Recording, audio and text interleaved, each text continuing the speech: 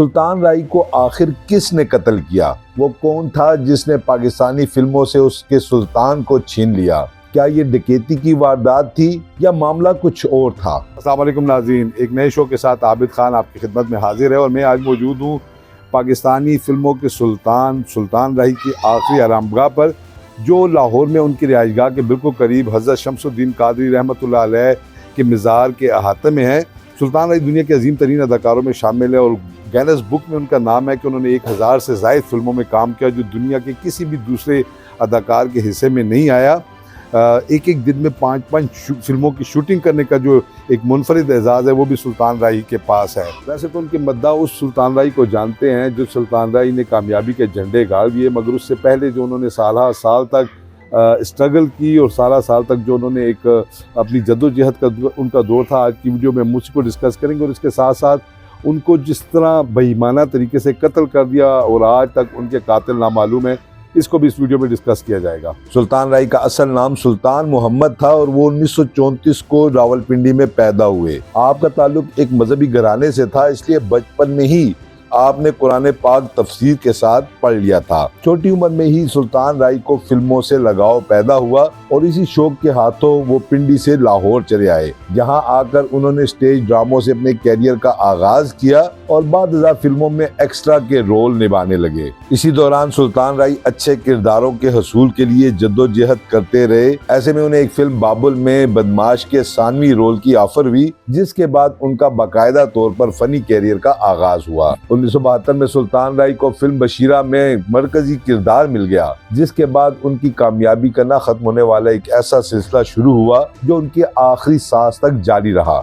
1979 में एक ऐसी फिल्म रिलीज हुई जिसने पाकिस्तानी फिल्मों में एक इनकलाब बर्पा कर दिया। ये फिल्म थी हदायतकार यूनुस मलिक की मौला जट। इस फिल्म ने अगले पिछले तमाम कामयाबियों के जो रिकॉर्ड थे उन्हें चकनाचूर कर दिया। इस फिल्म की नुमाइश एक ऐसे जमाने में हुई जब जनरल ज़ियाउल हक का मार्शल अरूज पर था और जुल्फ़िकार अली भुट्टो का मुकदमा अदालत में चल रहा था। इस फिल्म में सुल्तान राही ने एक नेक सीरत इंसान का और मुस्तफा कुरैशी ने एक शैतान सिफ्त शख्स का किरदार अदा किया। फिल्मी माहिरीन का ये कहना है कि ये फिल्म जुल्फ़िकार अली भुट्टो और ज़ियाउल हक के दरमियान होने वाली कशमकश को मद्देनजर रख कर बनाया गया। फिल्म में नूरी नत का लहजा यानी ज़ियाउल हक जैसा मकाराना, जबकि मौला जट का वाशगाफ और इंसाफ का तालिब लहजा फांसी पर लटका दिए गए वजीर आजम जुल्फ़िकार अली भुट्टो जैसा था। ये फिल्म उस वक्त के मुल्क की सियासी हालात का इस्तारा बन गई, जिसकी वजह से इस फिल्म पर 2 बार पाबंदी भी लगी, मगर अदालतों ने इसे नुमाइश की इजाजत दी। ये फिल्म बॉक्स ऑफिस पर इस कदर हिट हुई कि इसकी नुमाइश मुसलसल 2.5 साल तक जारी रही। मौला जट के बाद सुल्तान राही ने पाकिस्तानी फिल्मी सनत पर बिला शिरकत गैरे मुकम्मल तौर पर राज किया। उनकी मकबूलियत का ये आलम था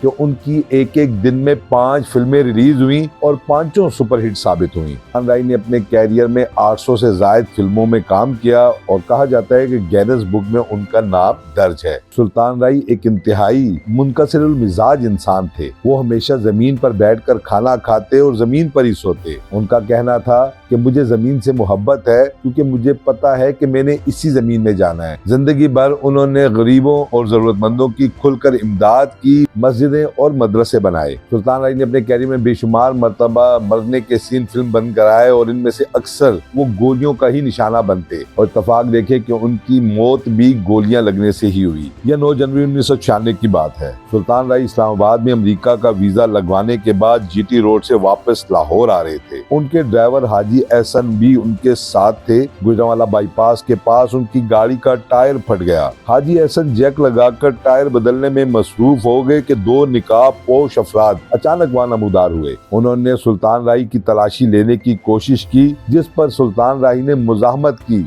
और दोनों के साथ गुत्थम गुत्था हो गए। नकाब पोशों ने घबरा कर फायर कर दिया और गोली सुल्तान राही का जबड़ा चीरती हुई दिमाग से पार हो गई। वो दोनों नकाब पोश इस वारदात के बाद वहां से फरार हो गए। हाजी हसन ने देखा कि सुल्तान राही खून में लथपथ जमीन पर पड़े और उनका खून सड़क पर फैल चुका है। उन्होंने घबरा कर आने वाली तमाम गाड़ियों को रोकने की कोशिश की, मगर कोई भी गाड़ी न रुकी। किसी न किसी तरह करीबी पेट्रोल पंप पर पहुंचकर हाजी हसन ने पुलिस को वकूआ की इत्तला दी, जिसके बाद सुल्तान राय को फौरी तौर पर नजदीकी अस्पताल पहुंचाया गया, मगर डॉक्टरों ने बताया कि गोली उनके दिमाग से पार हुई, जिसकी वजह से वो मौका पर ही दम तोड़ गए। सुल्तान राय के कत्ल की खबर पूरे मुल्क में जंगल की आग की तरह फैल गई और उनके परस्तार जोक दर जोक अस्पताल पहुंचना शुरू हो गए। पोस्टमार्टम के बाद सुल्तान राय की लाश लाहौर मुंतकिल कर दी गई। चूंकि उनके अहले खाना अमरीका में थे, इसलिए उनका इंतजार किया गया और 14 जनवरी 1996 को उन्हें शाह शम्स कादरी रहमतुल्लाह अलैह के मज़ार के अहाते में सुपुर्द खाक कर दिया गया। बदकिस्मती देखिए कि पाकिस्तानी फिल्मों के बेताज बादशाह सुल्तान राय के कत्ल का मुहिम्मा 28 बरस गुजरने के बावजूद आज तक हल न हो सका कि उन्हें किसने और क्यों कत्ल किया। पहले तो गुजरांवाला पुलिस ने सुल्तान राय के कत्ल के जुर्म में एक डकैत साजिद उर्फ साजू काना को पुलिस मुकाबले में मार दिया। फिर एक और डाकू यूसुफ तेली को गिरफ्तार किया गया और उसने इकबाल जुर्म भी कर लिया। मजिस्ट्रेट के रूबरू उसने इकबाल जुर्म का बयान दिया। एडिशनल सेशन जज की अदालत में मुकदमे की समाअत के दौरान यूसुफ तेली का इकबाली बयान का जो सर बमोहर लिफाफा था, वो ही पुरअसरार तौर पर गायब हो गया, जिसकी वजह से अदालत को मुल्जिम को बरी करना पड़ा। फनकार बरादरी ने इस बेईमाना कत्ल पर मुतअद्दिद बार एहतजाज किया, मगर आज तक इस कत्ल के असल हकायक अवाम के सामने नहीं लाए जा सके। ये जी हज़रत शमसुद्दीन कादरी साहब के मज़ार का अहाता है जी, और ये उसके साथ साथ आपको पीछे छोटा सा कब्रिस्तान है जहाँ चंद ही कब्रें हैं और उनमें एक बड़ी आलीशान कब्र सुल्तान राही की भी है। ये देखें, ये सामने आपको छोटी से बड़ा खूबसूरत सा मज़ार नज़र आ रहा है। ये सुल्तान राही की कब्र की बैक साइड है। यहाँ भी देखें चंद ही कब्रें हैं, शायद 10-15 कब्रें होंगी इस पूरे छोटे से कब्रिस्तान में। सुल्तान राही का नाम भी सुल्तान, वो पाकिस्तान की फ़िल्मों के भी सुल्तान थे और फिर उनका जो आखिरी आरामगाह है उसे भी सुल्तानों की तरह ही बनाया गया। ये देखें कि बिल्कुल शीश महल की तरह उनकी कब्र बनाई गई है। और आप ये देख सकते हैं कि इस वक्त भी यहाँ ताज़े फूलों की बहुत बड़ी मिक़दार जो है पड़ी। इसका मतलब है कि देखिए बड़ी तादाद में लोग को आए थे जिन्होंने आकर